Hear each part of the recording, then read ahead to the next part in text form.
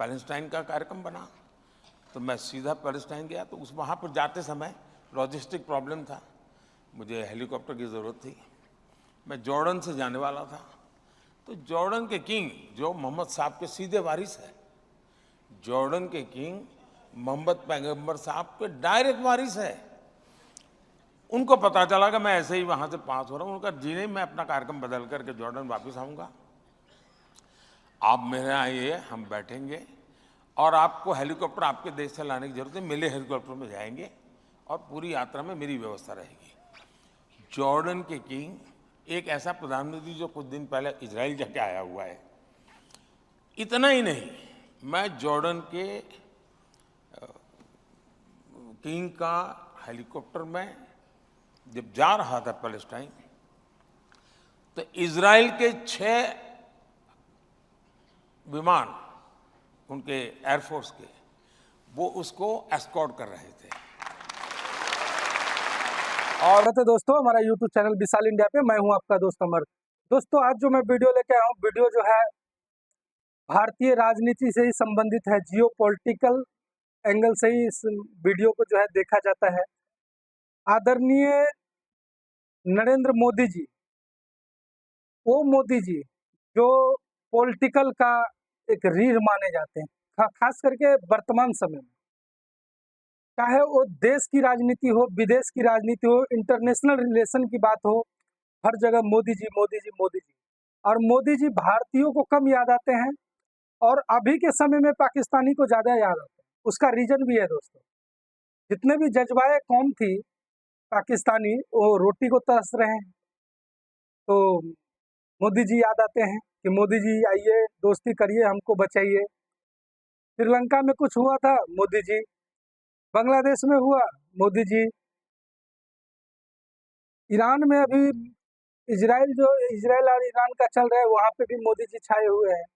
तो दोस्तों, इसी को देखते हुए हम सोचे क्यों ना मोदी जी को जो है, हमारे भारतवर्ष का जो इतने बड़े लीडर है, जो इंटरनेशनल लेवल पे अपना दबदबा रखते हैं, उनके विषय में भारत में ही चर्चा क्यों न किया जाए। आइए दोस्तों, पहले हम लोग वीडियो देखते हैं, फिर हम लोग करेंगे उस पर डिस्कशन।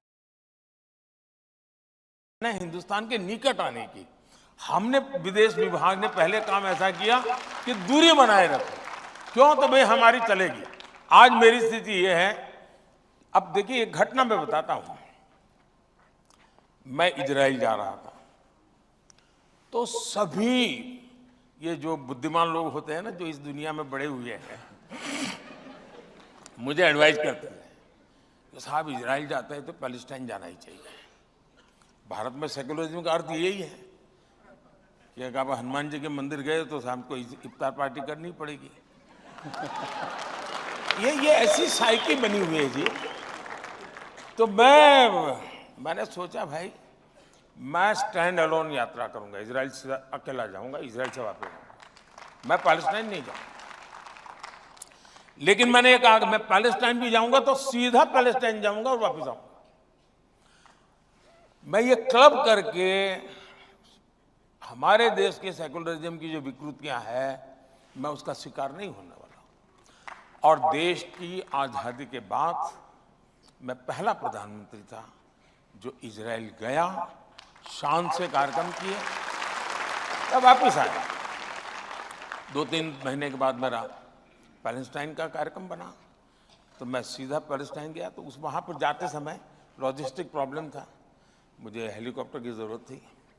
मैं जॉर्डन से जाने वाला था, तो जॉर्डन के किंग जो मोहम्मद साहब के सीधे वारिस है, जॉर्डन के किंग मोहम्मद पैगंबर साहब के डायरेक्ट वारिस है।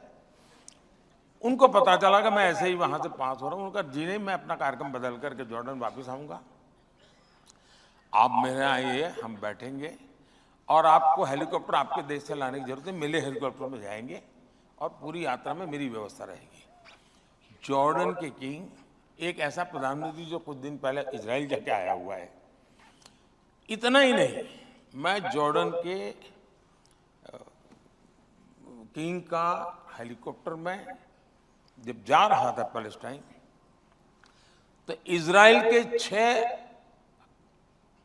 विमान उनके एयरफोर्स के, वो उसको एस्कॉर्ट कर रहे थे।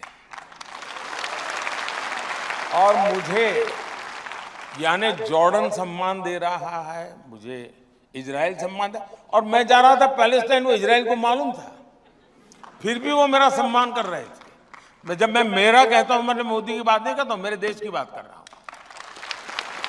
और जब पैलेस्टाइन गया तो उतना ही सम्मान दिया गया मुझे पैलेस्टाइन में जितना कि इजराइल में।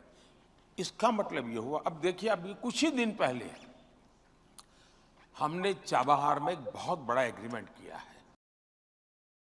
दोस्तों आगे जब बढ़े उससे पहले हम एक चीज याद दिलाना चाहते हैं, यही मोदी जी हैं जो आज के डेट में भारत का जो खास करके जो विदेश नीति है उसका लोहा माना जाता है। अगर किसी भी पूरे दुनिया में 206 देश हैं, उसमें अगर विदेश नीति की बात होती है तो भारत का नाम अभी जो है सर्वप्रथम सबसे पहला नंबर पे आता है।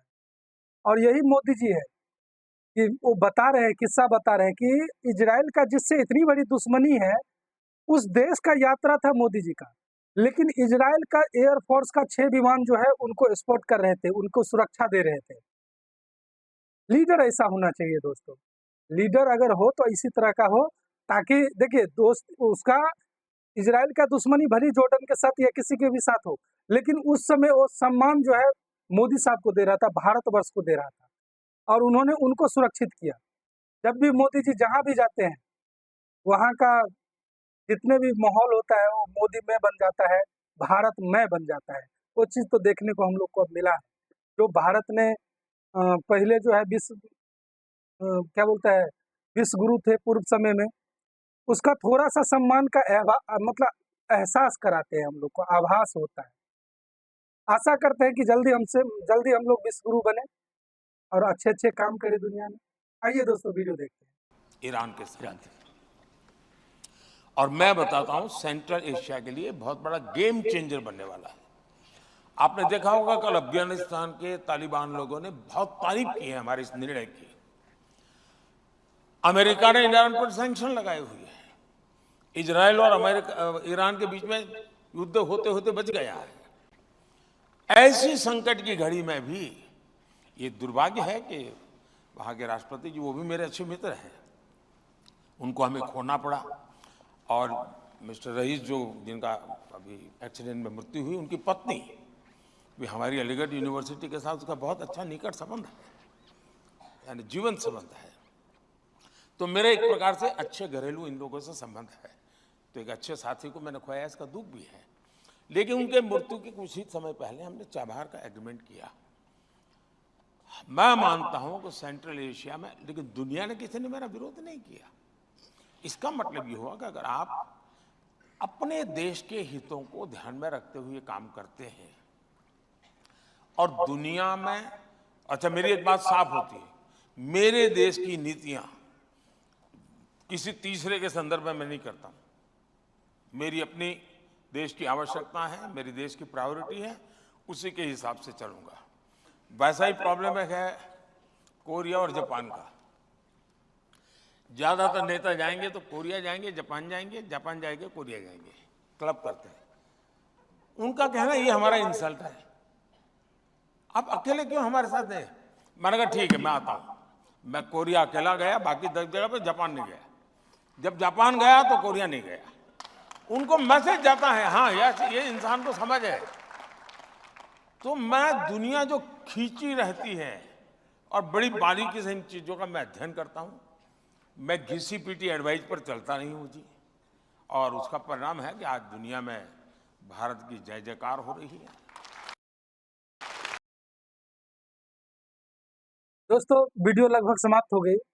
यही मोदी जी हैं जो दुनिया में आज के समय में अगर किसी भी लीडर का मतलब अगर वो लोकप्रिय है तो उनमें एक सर्वप्रथम नाम मोदी जी का भी आता है।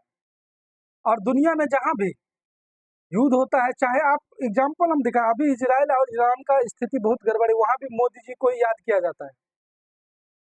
क्या बोलते हैं, रसिया और जेलेस्की का जो है उनका भी इतना दिन से चल रहा है, उसमें भी बार बार जो है मोदी जी को ही याद किया जाता है। चाइना भी जो आज के डेट में एक लेवल पे जाके रुका हुआ है, उसमें भी मोदी जी का बहुत बड़ा अहम रोल है, क्योंकि भारत को वीटो पावर दिलाने के लिए मोदी जी दिन रात मेहनत कर रहे हैं। कामयाबी अगर मिल जाए तो इतिहास में सबसे बड़ा नाम होगा मोदी जी का, वीटो पावर अगर मिलता है भारत को तो। हालांकि लगभग ऐसा उम्मीद किया जा सकता है कि वीटो भारत को मिल जाना चाहिए। दोस्तों, वीडियो लंबा हो जाती है इसलिए हम वीडियो यहीं पे समाप्त करते हैं। आप अपना जो है ख्याल रखिए, अपने बच्चे परिवार का ख्याल रखिए। दुर्गा पूजा अभी चल रहा है, सभी देशवासियों को हार्दिक हार्दिक शुभकामनाएं, ढेर सारा बधाई आप सभी को, और माता रानी आप सबके जीवन में जो है खुशियाँ ही खुशियाँ भरे, ऐसा मेरा कामना है। दोस्तों, वीडियो अगर अच्छा लगे तो वीडियो को लाइक कीजिएगा, सब्सक्राइब जरूर कीजिएगा दोस्तों, चूंकि मेरा सब्सक्राइबर कम है, हाथ जोड़कर विनती है, सब्सक्राइब कर लीजिएगा। हम आपको मिलते हैं नेक्स्ट वीडियो में नेक्स्ट एपिसोड के साथ। बाकी तब तक अपना ख्याल रखिए। जय हिंद दोस्तों।